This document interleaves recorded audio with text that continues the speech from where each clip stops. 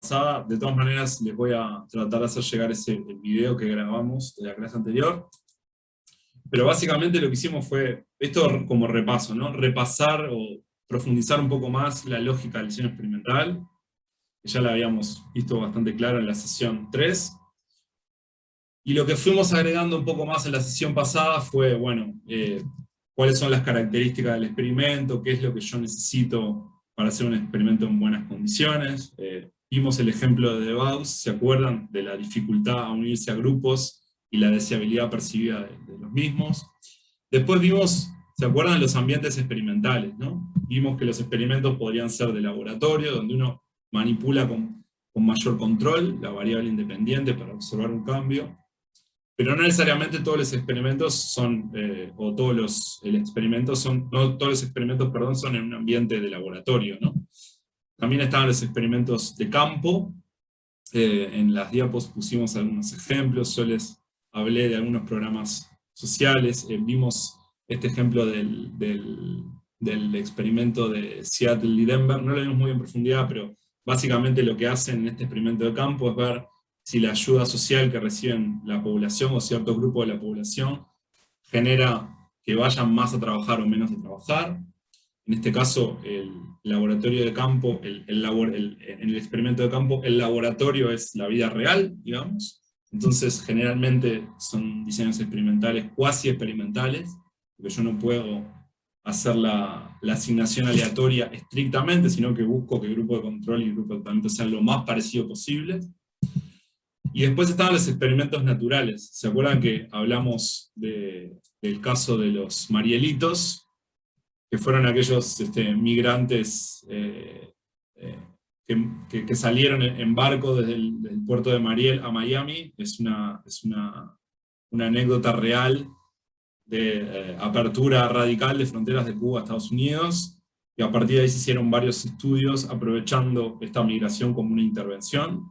Y en el caso que vimos, que era un paper de un economista que se llama Card, observaba testeaba la hipótesis aquella muy famosa y la verdad que muy presente hoy, lamentablemente, de que la inmigración genera desempleo, ¿no? Que por lo tanto no es deseable. Y en el caso se observaba que el desempleo y los salarios no cambiaban antes y después de la inmigración. Entonces, en este caso, es un experimento natural. Ustedes aprovechan un evento natural o social, piensen también en el COVID como una posibilidad de hacer experimentos naturales, como la intervención. O sea, la intervención no la hacen ustedes, no es una manipulación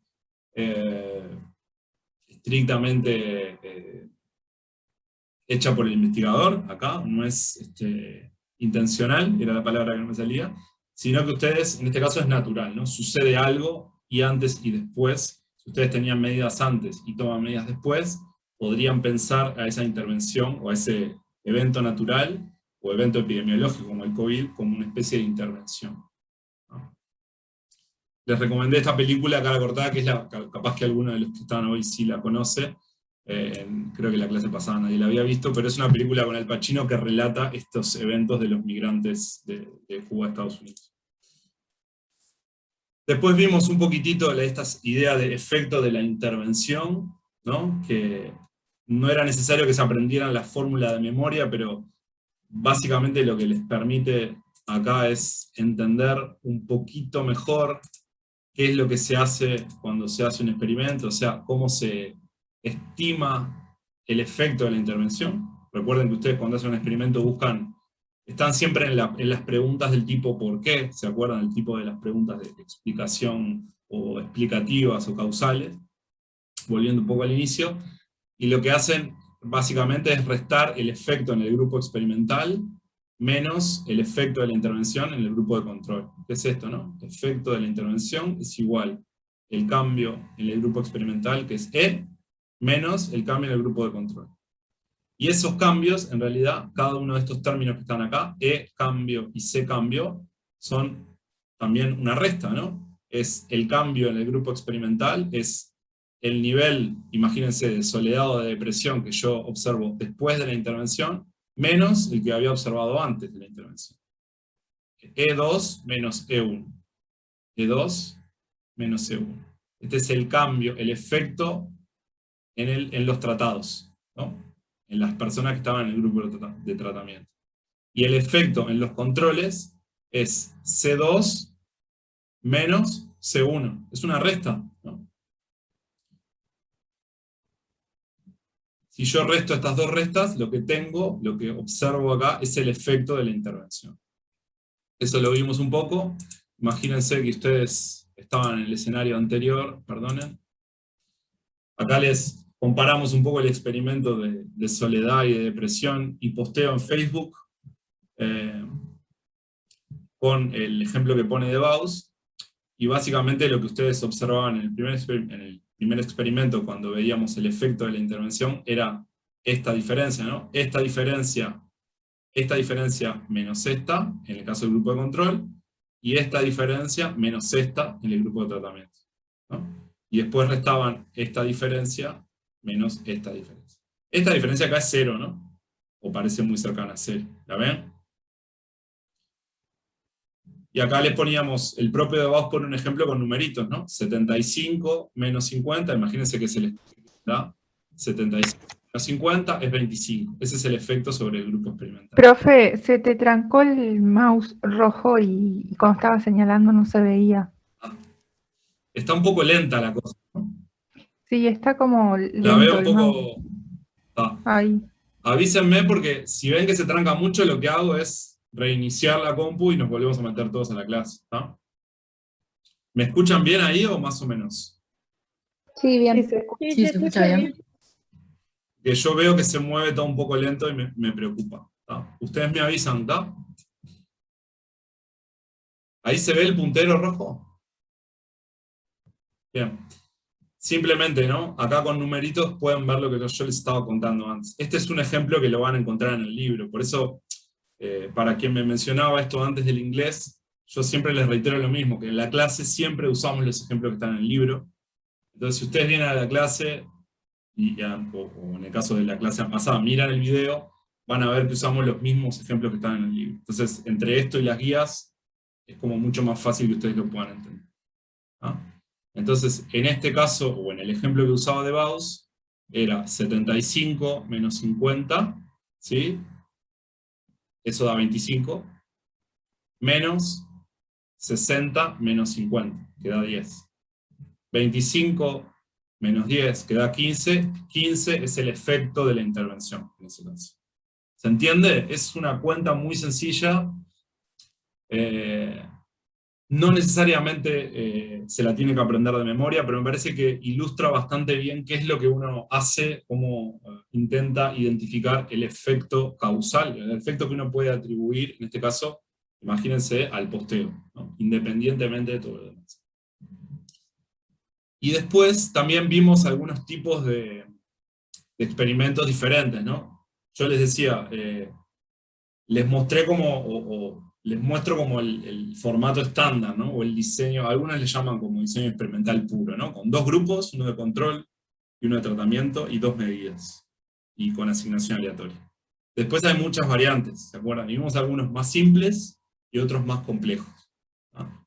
Por ejemplo, en los más simples vimos uno que solo tiene una medida posterior, no sé si lo puse acá, y dentro de los más complejos, esto se los quiero mostrar ahora.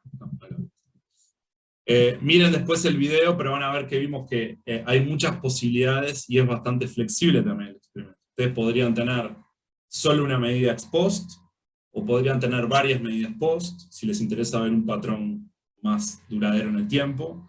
Podrían tener no solo dos grupos, sino múltiples grupos. Imagínense que ustedes tienen varios tratamientos psicológicos y quieren ver el efecto entre ellos y con respecto a un grupo de control que recibe un placebo. Podrían tener, se llama diseño de múltiples grupos, si lo miran el PPT lo van a poder ver. Estaba el de Solomon, 4x4, que no sé si lo recuerdan, que es uno que es un diseño que permite aislar el efecto de la reactividad del instrumento, que lo que se hace es dividir grupo de control y grupo de tratamiento en dos.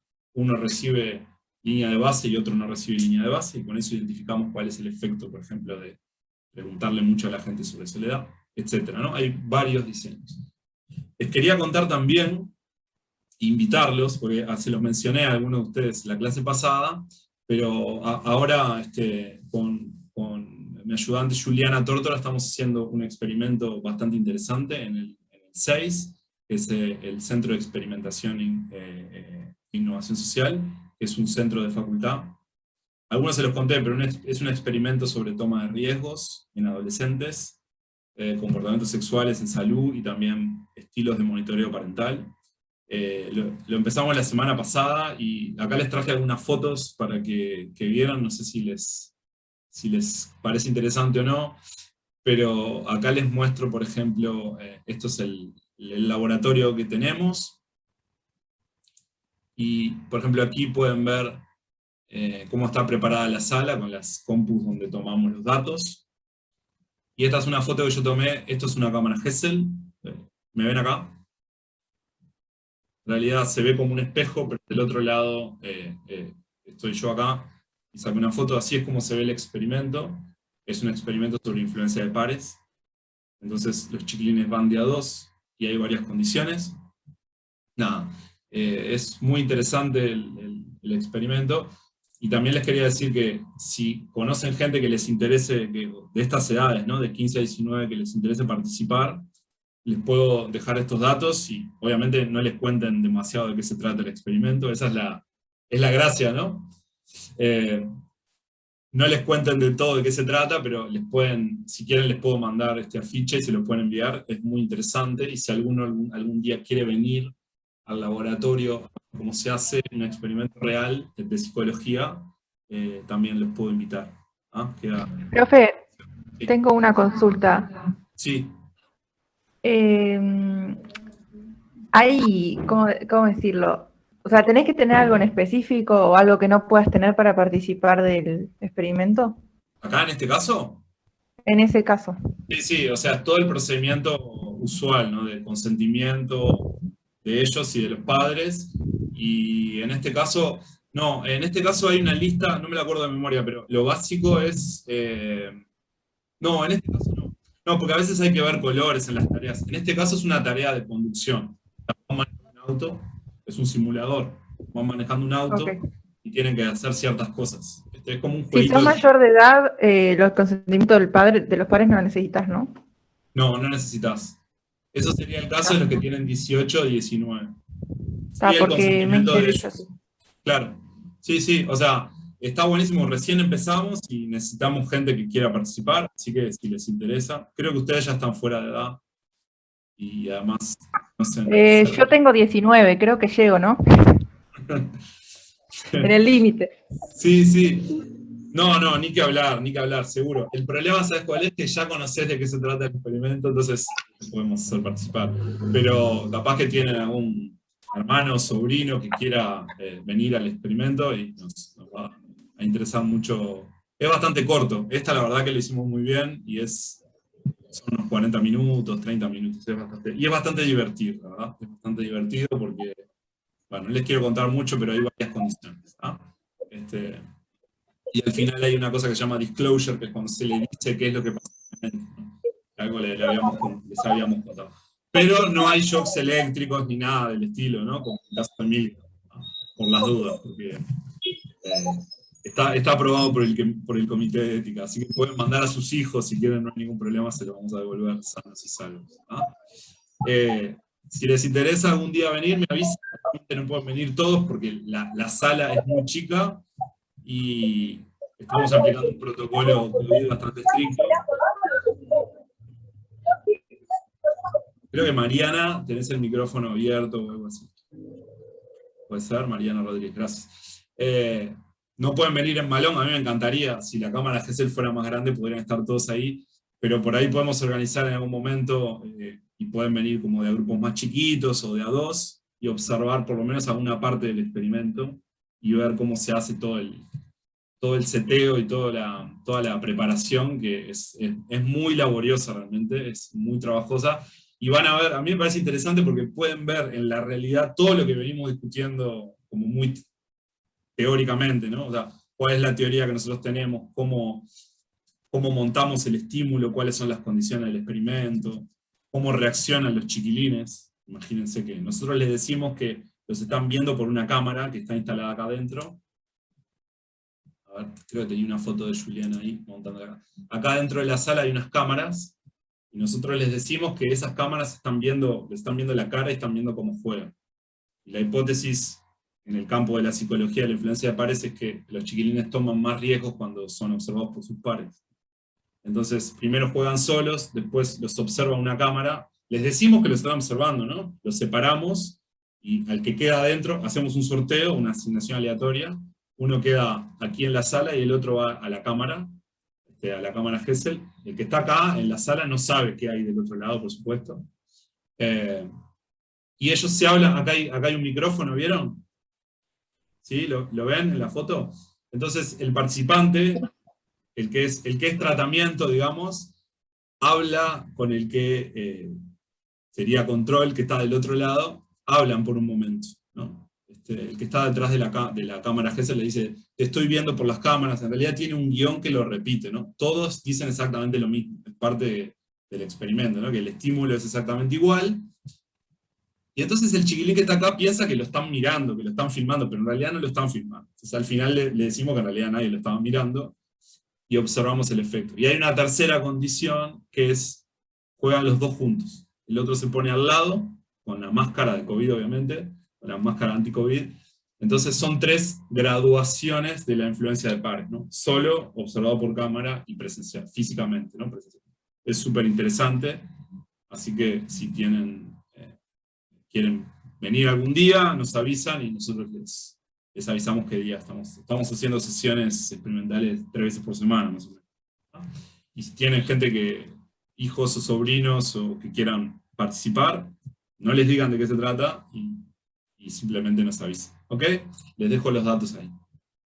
Bueno, pero hoy no vamos a hablar de experimentos, se terminó, pero sí va a ser muy útil, creo, para todos lo que hemos aprendido del diseño experimental, porque un poco mi idea, y en esto creo que es la didáctica de Bauhaus es un poco primero contar el diseño experimental y después empezar a hacer la comparación y aprovechar el diseño experimental para poder entender el resto de los diseños. ¿Qué pasó? Okay. Entonces, hoy vamos a ver en una clase 2 diseños, porque están muy relacionados entre sí y tenemos que hacer economía del tiempo. Vamos a ver diseños transversales y longitudinales. Pregunta, ¿ya saben lo que son? ¿Ya lo recuerdan? ¿Ya lo vieron? ¿Lo tienen súper claro? ¿Nunca lo vieron en su vida? ¿Quieren abrir el micrófono y me dicen rápido? Sí, yo me acuerdo de metodología general en la investigación y creo que en cualitativas también lo dimos, creo. Bien. ¿Los demás? Bueno, a mí me pasa lo mismo que Fátima, o sea, sé que lo dimos en metodología, me parece en Quali, me parece que no, pero no me acuerdo qué es. Pero no te acordás qué es Guadalupe. Ok. ¿Los demás? ¿Y las demás? Sí, lo vimos en metodología. Sí, Valeria me acuerdo porque estaba conmigo. Ya 2019, ¿no? Ya hace tiempo. 2019, ¿no? Sí. Fue antes de la pandemia, eso seguro. Las últimas antes de la pandemia, sí. Sí, 2019. ¿Los demás? ¿Y las demás? Débora, Paulina, vi que movía la cabeza. Valentina, Liz. Sí, yo me acuerdo de metodología del año pasado, pero tenía apuntes que ya no sé ni dónde están. No recuerdo mucho el concepto, la verdad. Pero sé que estaba bueno el tema, pero no me acuerdo el concepto. Bien. ¿Y alguien se anima a contar cuál es la diferencia? ¿O contarme algo sobre transversal y longitudinal? ¿Qué son? ¿Cuál es la diferencia? ¿Para qué sirven? Perdón. Bien, bien. Habla. Me encanta cuando se pelean por hablar. El longitudinal creo que era, si mal no recuerdo, cuando vos a un grupo de personas lo estudiabas a lo largo del tiempo. Por ejemplo, estudiabas cómo había evolucionado determinado fenómeno que vos estás estudiando en un mismo grupo de personas durante, o sea, por ejemplo, el mismo grupo a tal edad y después años después o no sé cuánto tiempo después, ves cómo avanzó ese fenómeno. Creo que era así. Es cierto, Fátima. Es así. ¿Alguien más? Diseños transversales creo que eran lo contrario, era como un estudio de un caso en específico. En un caso en específico, ¿qué querés decir, Agus? Claro, los longitudinales me acuerdo que eran como que se estudiaba, como decía Fátima, se estudiaba un fenómeno que tenía que ir transcurriendo en el tiempo. Exacto. Después, pasado un tiempo, se verificaba a ver qué es lo que había ocurrido con ese experimento. Y el transversal, no me acuerdo ahora un ejemplo, pero creo que era algo así como más específico, o sea, algo que no se estudia, algo que tenga que ver con COVID-19 en el año 2020. No sé si es así, pero más o menos me acuerdo. ¿Cómo? Como que es en un tiempo determinado, el transversal. Va de un punto a otro punto y el longitudinal como que es en varios tiempos. No tiene un fin tan claro o tan corto determinado, no sé. Ahí está. Exacto. Exacto. Lo que dice Agustina, creo que si yo entendí bien, y creo que Sabrina entendió lo mismo, es la diferencia en el uso del tiempo dentro del estudio, ¿no? O sea, en el caso de longitudinal, Claro. buscando un cambio en el tiempo, ¿no? O un patrón, o una trayectoria. En el caso de lo transversal o del diseño transversal, uno no, a priori no lo tendría, ¿no? Esa es la diferencia. No tendría temporalidad ese dato, ¿no? O esa evidencia no tendría temporalidad. Sería, como decía Agustina, un estudio sobre el 2020 en COVID. Lo que pasó antes no lo sé, lo que pasó después no lo voy a saber. Algo así es lo que querían decir, Sabrina. Sí, eso mismo. Porque cuando Sabrina dijiste un punto y otro punto, yo ahí temblé, ¿no? Porque generalmente cuando dicen un punto, otro punto, me suena más a lo longitudinal, pero vos quisiste decir en un momento determinado, si no entendí. No entendí mal. Claro, como un momento determinado, pero no encontraba otro sinónimo para Exacto, punto. exacto. Pero sí, Pero como que la diferencia es esa. es esa la diferencia. ¿Y a los demás les cierra? ¿Les recuerdan algo de esto?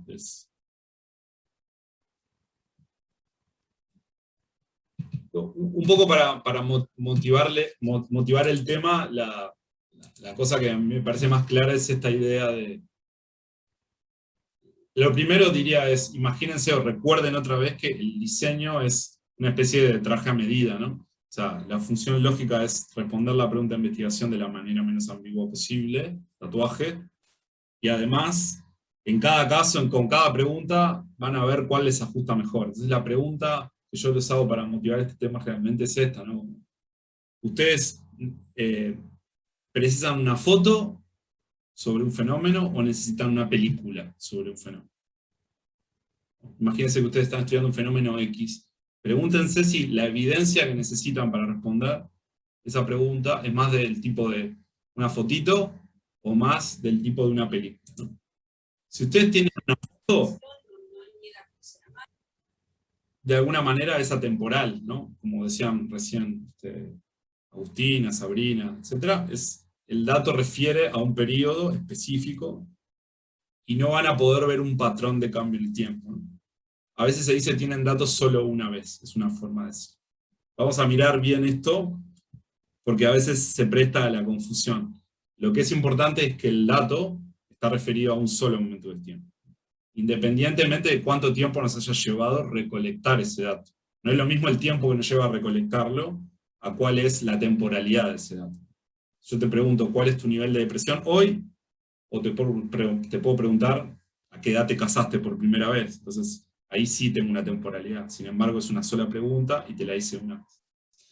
En otros casos, yo voy a necesitar datos o una secuencia de datos, porque mi hipótesis o mi teoría me habla de alguna clase de cambio, ¿no? En el tiempo, ¿no? Cambio en la depresión, en la ansiedad, en el estado de salud, X. Y entonces yo quiero ver el efecto de algo, de una X sobre una Y, a través del tiempo, por ejemplo. Volvemos otra vez, tenemos X y tenemos Y. Tenemos variables independientes y dependientes. En ese caso van a precisar algo más parecido a una película, ¿no? Entonces, piensen, acá les pongo, esto es un ejemplo sacado de otro libro, pero en este caso en este esquemita que ustedes ven acá a la derecha, tienen, digamos, 3 maneras de responder a la misma tema o a la misma pregunta, y acá ven un poco la diferencia entre foto y película, ¿no? Por ejemplo, imagínense que acá lo que ustedes tienen en el eje de las X es el tiempo, ¿no? Tiempo 2. Y aquí tienen, imagínense, la persona estaba soltera, estaba en unión libre, estaba casada. Si ustedes hacen un estudio con un diseño cross-sectional o transversal, van a tener una foto de lo que le pasaba a este individuo en este momento, solamente en T2. En T2 lo observan acá, y estaba casado, ¿no? ¿Se ve acá? Sin embargo, ustedes podrían decir, no, yo no quiero saber si el individuo estaba casado en T2, yo quiero saber cuál fue la trayectoria de ese individuo, ¿no? Entonces voy a aplicar un diseño de panel y lo voy a observar prospectivamente, o sea, hacia adelante, en el tiempo, 4 veces al mismo individuo. Entonces empiezo en T1, en T2, en T3, T4. Pueden ser, como bien decía Fátima, un año, pueden ser cada 2 meses, puede ser una vez por mes, depende del objeto, ¿no? Entonces lo que tienen acá, ¿qué es? Que en realidad este mismo individuo que en T2 estaba casado, antes estaba en unión libre, o en unión consensual, después en el año siguiente siguió casado, y después, por alguna razón, volvió a unión consensual. Entonces acá tienen una especie de película, que son 4 fotos, ¿no? Una secuencia de 4 fotos. Y acá finalmente lo que tienen es una película de grano más fino todavía, es, ustedes acá entre T1 y T2 tienen como espacios, ¿no? Ustedes en realidad observan en 4 ventanas, pero lo que pasó acá, asumen que fue lo mismo, o lo preguntan, ¿no? Entre T2 y T1, ¿te pasó algo? ¿O cambió en algo tu situación? Pero tienen puntos. Acá lo que tienen, que es un diseño un poco más complicado, es un dato, por ejemplo, relevado por mes, o por día, ¿no? Entonces tienen absolutamente toda la información. Y como ustedes ven acá, en este caso de aquí, en el diseño de panel de 4 olas, ustedes asumían que entre T2 y T3 había estado casado, pero en realidad, quizá en ese año, lo que le pasó, si ustedes aplicaron un diseño aún con mayor sensibilidad, es que en el medio, T2 y medio, pongan como ejemplo, la persona estuvo soltera. O sea que acá algo pasó. En este caso ustedes no lo observaron, pero acá sí. Entonces, ¿ven la diferencia entre lo cross-sectional, lo transversal y lo longitudinal? En este caso es una foto sola, acá podríamos decir es una película de 4 fotos, y acá incluso podríamos tener más fotos o una secuencia con más detalle. Eso es lo primero que les quería decir. Lo común de lo longitudinal es que se dice ustedes hacen un follow-up o hacen un seguimiento en el tiempo, ¿no? En este caso, y en este caso, ustedes observan cómo cambia la variable dependiente en el tiempo. No se los dije, pero en este caso, en este estudio, la variable dependiente era el estado civil de las personas, ¿no? No tenemos variables independientes acá, pero la idea era ver cómo evolucionaba la variable dependiente, que es el estado conyugal. En este caso, en el estudio transversal, ustedes, vamos a ver que una de las claves es que ustedes observan diferencias que son entre grupos preexistentes, o diferencias preexistentes entre grupos que ya estaban ahí, ¿no? Entonces, de a poco, lo que quiero hacer es, y lo que hace Bauhaus es, mostrarles un poco cuáles son las diferencias también entre ellos, pero también con el diseño experimental, ¿no? Vamos a ver bien qué quiere decir esto de diferencias entre grupos, ¿no? Cualquier cosa me pregunto. Diseños transversales, entonces, en parte, dicho un poco más difícil, lo mismo que ustedes ya dijeron, ¿no? En los estudios transversales son atemporales, o no hay temporalidad. O sea, no hay una relación temporal entre mis variables, en este caso, dependiente e independiente, ¿no? Por ejemplo, si yo hago un relevamiento para ver ansiedad, y también mido autorregulación, por ejemplo, o impulsividad, o alguna otra característica, y yo no le pongo un tiempo, ¿no? No le pongo una fecha a ese dato, yo no puedo saber si la relación que estoy observando, por ejemplo, de observar una entre autorregulación y ansiedad, es una relación, si es la ansiedad que me explica la autorregulación, o es la autorregulación que me explica la ansiedad. Un poco el ejemplo que vimos las primeras clases sobre la secuencia temporal, ¿no? O la antecedencia temporal. No tengo la antecedencia temporal.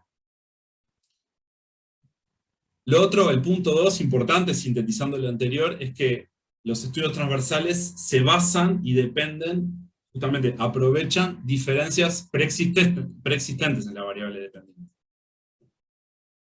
Los grupos o las personas, cuando ya las observo, ya tienen esa característica. Estaban casados, estaban solteros, tenían depresión o no tenían depresión. Esos grupos ya están armados de alguna manera, ¿no?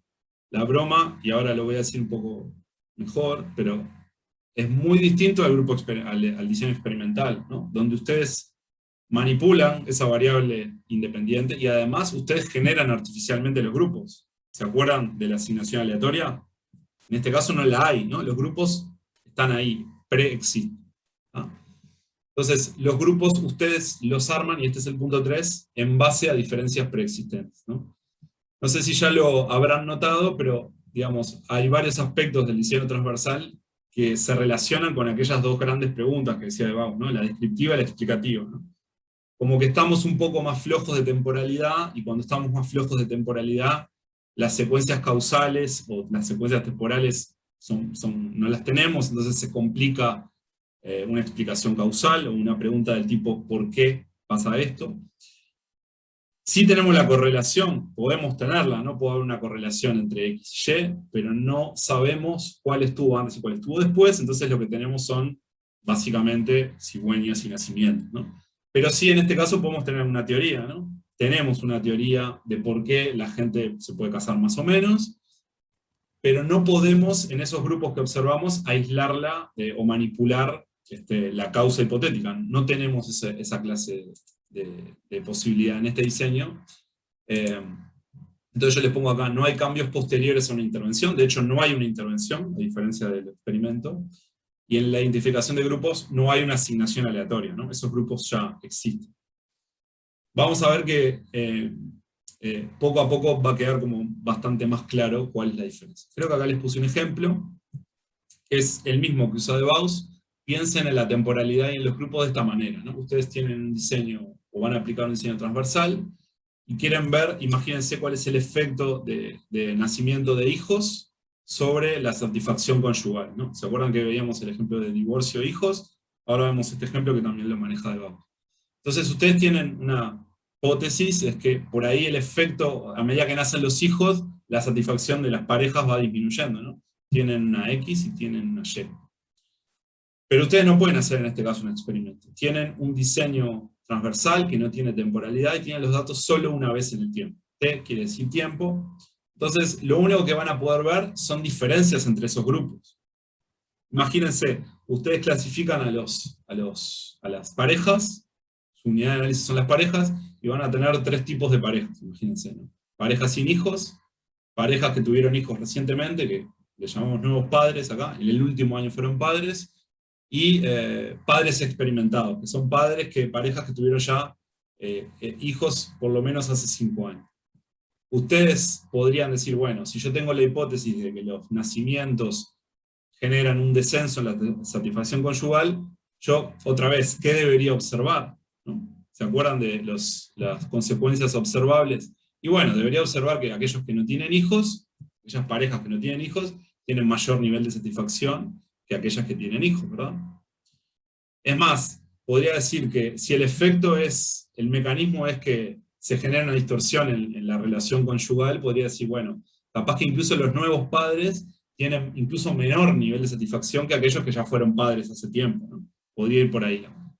Pero ustedes, básicamente lo que van a buscar con un diseño transversal son diferencias entre 3 grupos de parejas que ya preexisten. O sea, no hicieron los tipos, che, vos casate, además vos tenés hijos, vos no lo tengas. No, eso no lo pudimos manipular, por suerte. Entonces, los tipos ya fueron padres o no fueron padres hace 5 o hace 1 año. Entonces ya preexisten los grupos. Ahora bien, si ustedes encuentran diferencias significativas, hacen pruebas estadísticas y encuentran que efectivamente los que no tienen hijos, por ejemplo, tienen mayor nivel de satisfacción, entonces, de alguna manera, acá lo descriptivo les habilita otra vez la pregunta más explicativa, ¿no? ¿Podría atribuir este nivel de satisfacción conyugal que observo al hecho de que miren cómo le digo, me hayan nacido los hijos, me nacieron 2 hijos. No. ¿Se acuerdan? El vínculo entre la pregunta descriptiva y la explicativa otra vez acá, ¿no? O sea, tengo que hacer una buena descripción, y una buena descripción generalmente me puede llevar a una buena explicación. En este caso, el diseño transversal no me da para responder causalmente con la pregunta causal, que es la que tengo acá, pero si yo encuentro una correlación y tengo una buena teoría, como que tengo como más elementos para decir, bueno, voy a hacer un estudio longitudinal y voy a seguir a las parejas en el tiempo, y voy a ver si cuando aparecen los hijos, baja el nivel de satisfacción o no, en reiteradas ocasiones. ¿Se entiende por dónde voy? Si es aburrido, ya lo saben, me avisan. Bueno, esto ya lo dije, es importante esto porque creo... Tengo una pregunta. Sí, dale, Fa. Antes de que las parejas tengan los hijos, ¿ya las estudiaste? No, en este diseño transversal no las estudié. Cuando les voy a aplicarles el cuestionario, cuando las voy a buscar, ya o tienen o no tienen, ¿no? Claro, porque en realidad capaz puedes tener otras variables que estén influyendo en que estén más satisfechos o no. Exacto, de hecho, es como les decía, es como una especie de bola, no hay temporalidad, no sé si una causó la otra, si una está antes que la otra. Sé que se relacionan, pero puede ser una correlación espuria, como habíamos visto. ¿Queda claro eso? ¿Queda claro eso? Ahí es cuando no hay tiempo. Después lo vamos a comparar con el longitudinal. Recuerden esto, ¿no? Porque creo que alguien dijo en el experimento, no sé si fue, no sé quién fue, creo que lo dijo al principio. A diferencia del experimento, acá otra vez lo digo, no creás vos activamente los grupos, no creás vos las diferencias por la manipulación, ¿no? ¿Se acuerdan en el experimento de posteo? Unos posteaban más, otros no posteaban, ¿se acuerdan? Acá los grupos ya existen. Entonces, de alguna manera, en el diseño transversal se le llama como una aproximación pasiva a la diferencia causal. Yo no creo las diferencias de los grupos, sino las busco en los grupos que ya existen.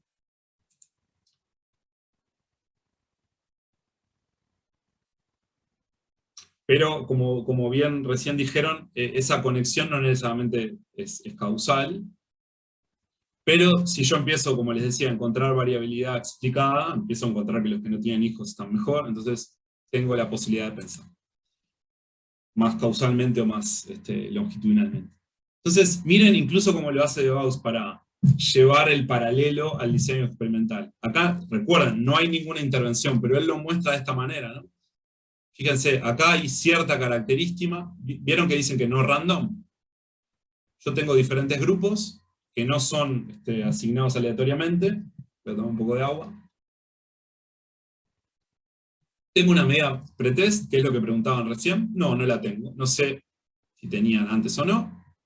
No hay una intervención en realidad, son características que existían, ¿no? Por ejemplo, estos tenían hijos y estos no. Esta es la X, esta es la variable que explica. Y yo voy a medir cierta variable Y, en este caso la satisfacción conyugal. Pero en realidad no hay ninguna intervención. Fíjense que esas diferencias ya estaban, no las generé yo, como les decía. Y en este caso, en el diseño transversal, yo aprovecho esas diferencias que ya existen, y obviamente, como les decía, ese efecto puede ser aparente. Se le ha criticado en algún momento a estos diseños este problema de la temporalidad, y una de las cosas que muestra de Gauss, y es un diseño bastante utilizado, es que no es tan limitado como uno pensaría, ¿no? Acá les pongo, de Gauss también lo hace, les pone un ejemplo del diseño transversal repetido, ¿no? De medidas repetidas. Imagínense que yo, observan esto, yo tengo T, que es 1, 2, 3, hasta 6, pueden ser años, imagínense, o meses. Y yo tengo una muestra 1, una muestra 2, una muestra 3, hasta 6.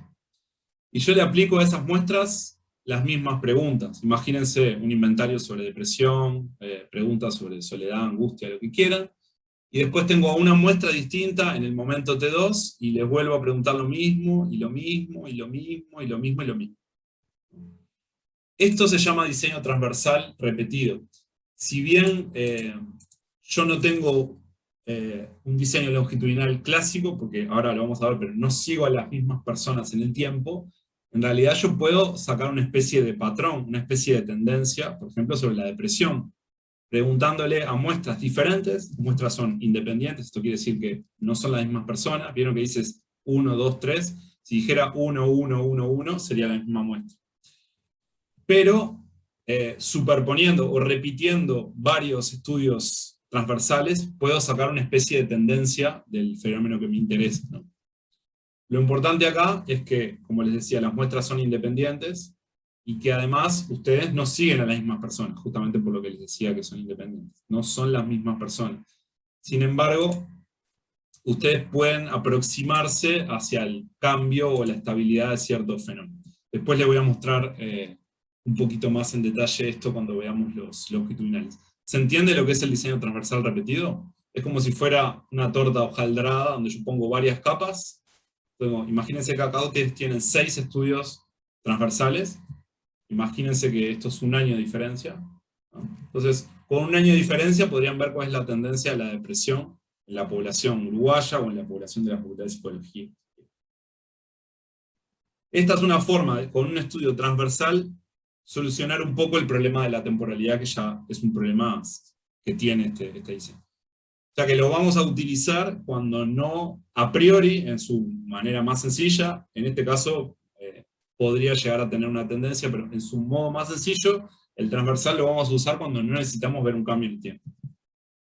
Cuando necesito ver un cambio en el tiempo, puedo utilizar un transversal repetido, o si no, ya me tengo que pasar directamente al mundo, maravilloso mundo de lo longitudinal.